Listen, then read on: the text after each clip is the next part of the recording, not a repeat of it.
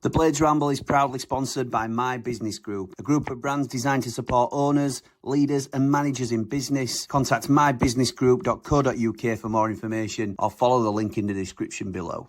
Blades fans, subscribe to Blades Ramble. Up the Blades.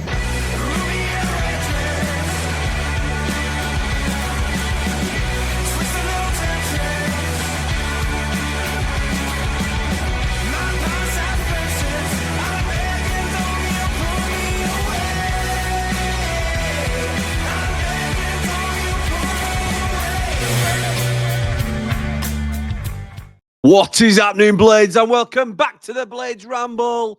I'm, of course, Jimmy. And this is the first of what I'm hoping, and, you know, we always aim to do what we say we're going to do, will be 10-minute transfers. So, certainly throughout June, we're going to look to go every weekday, hopefully at 10 o'clock. Some will be live, some will be recorded, because that's just in terms of scheduling, that's the way we have to do it. Some will be me, or the majority will probably be me. You might see Dave the Nose pop up on an occasional one. You might see Man Mountain pop up on an occasional one. And we're just going to talk about at least one of the daily transfer rumours that are going about. And today, I wanted to look at Chris Mepham. So we will go through it. 10 minutes is the out. So I'm not going to go any longer than 10 minutes. It's very rare, particularly, obviously, some will be recorded, so there won't be any comments. But it'll be rare that we'll have a chance to get through. Certainly, all the comments won't be able to be read. So please don't be offended if we don't get to your comments. Very quickly before we start, I want to say thank you to everybody that caught up last night on our very special 3MB, which became 4MB, talking to legendary stadium announcer Gary Sinclair. Absolutely fantastic chat with Gary. Thank you to the Man Mountain for arranging that. So we are here to discuss Chris Mepham. And when I'm going to be going quick because we've only got 10 minutes.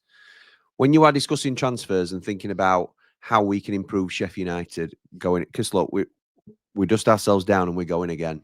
Whether we like it or not, we're in the Championship. So we have to readjust and recalibrate what we need. And for the purposes of this video at the moment, and those that follow probably, we are going to stick to the formation that we think we're going to play next season, which will be a 4-2-3-1. Now, we've all got our opinions on what the formation could be. I've suggested a 3-5-2 with the current squad. But as you can see from a graphic we used last night, the turnover in players is so significant. I mean, this is just some example of the players that have been in and out of the club. The turnover is so significant that you can rebuild the squad in whatever formation you like. So it might work. It might fit a 3-5-2 right now. Obviously, we need 3 central defenders, which is key to that formation. But every other player, I think, fits better in a 3-5-2. So Chris Mepham, what do we know about him? So I'm using stats and sort of information from 2 sites. One is FootMob and one is Transfer Market.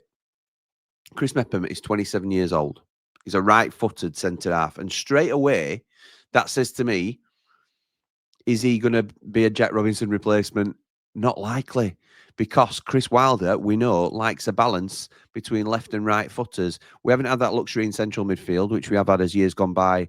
Like John Fleck was always our left-sided central midfielder, because it was not because he was a left footer, but because he was a great player. But we liked that balance of a left and a right footer. We felt it gave us flexibility in the pivot and things like that. Jack Robinson is obviously preferred on the left-hand side. Certainly to Rob Holding, who would have been a second right-footed defender alongside an Ahmed Hodzic.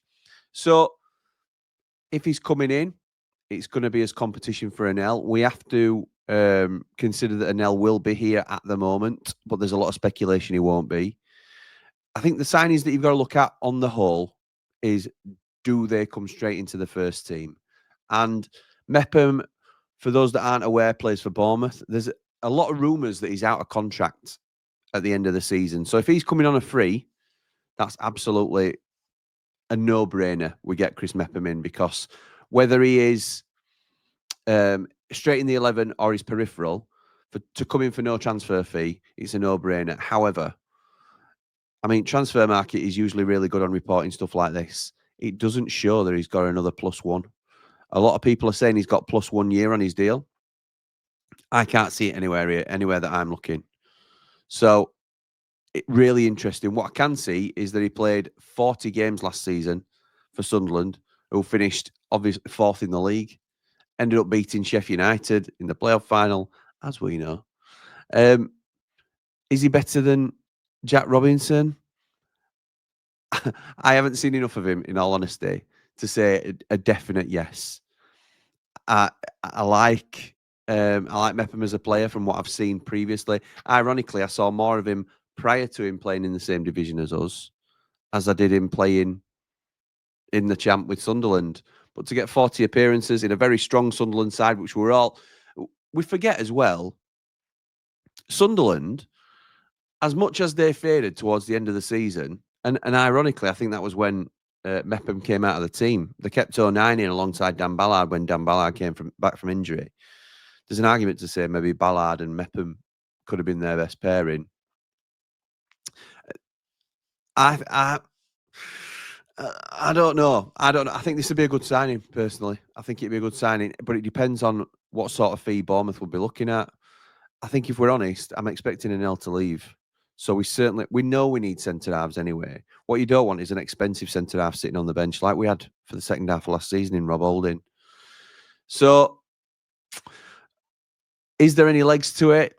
I think there probably is. It circles back round. We've been linked with him prior, and before he went to Sunderland, he was linked with Sheffield United. We know that Chris Wilder is usually a long-term admirer of players.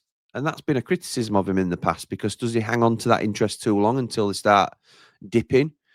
Well, you have to say, at 27 years old, he's hardly going to be on the wane, is he, as a player? Or you'd certainly like to think he isn't. He's a Welsh international.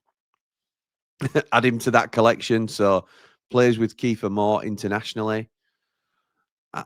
I like this as a signing. I like it as somebody who can certainly push for the first team. I'm just going to have a little look at his stats now while we're on. Pass accuracy for a defender, I very rarely take into consideration. He's at 95.2% for his pass accuracy. But again, we know how teams play at the moment, and it's side to side, isn't it? Sometimes across the back line. But this can't be right. I tell you why. That's because it's on the... Right, let's get it up his stats for the championship for this season. So his pass accuracy is 87%. His dribble success is 94%.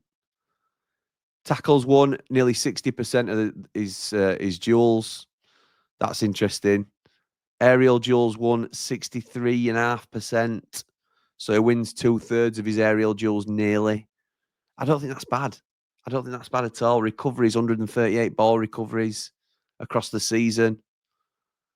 Obviously, got the red card, didn't he, against United? So that we don't necessarily have super fond memories of him and his time against us as a side. But get it in the comments as to, and I'll read them and maybe reflect in the next one, depending on how we go for timings. He's going to be part of many players that we talk about, is Chris Mepham. Get it in the comments whether you'd firstly want to sign him as a player. Do you rate him? Is he the sort of player that takes us to the next level? Or do we have to sign that? Do we have to sign... Sorry, when I say, could he play in the Premier League, is not really the question that we're asking. It's, can he get us to the Premier League? I think there's too much focus on, we need to sign Premier League ready players. Well, we're now not as desirable as 3 more teams. So Southampton, Leicester and Ipswich can probably attract more than we can. And Mepham is just one of a few that we'll be looking at from this list. This is the release list from the Premier League. You see Chris Mepham there as the Bournemouth player set to be released, but as I say, they may have a year's option. So do you only sign him if he's free? Would you take him on a small fee if that's doable? And do you think he gets into our side? Because that's got to be considered. He'd certainly be a good championship addition, but does he get into our side? And I'm going to leave it there.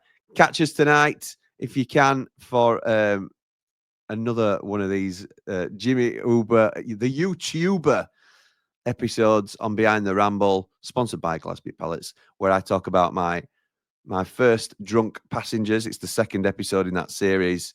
We'll be back tomorrow to discuss the return of a certain Ollie McBurney potentially. And that's obviously going to be an interesting one. I know someone will have something to say about that, and I'll be talking to him as well, live on the Ramble tomorrow night, talking sense with Andy the Blade. Catch us there, but for now, come on, you red and white wizards. All the Blades!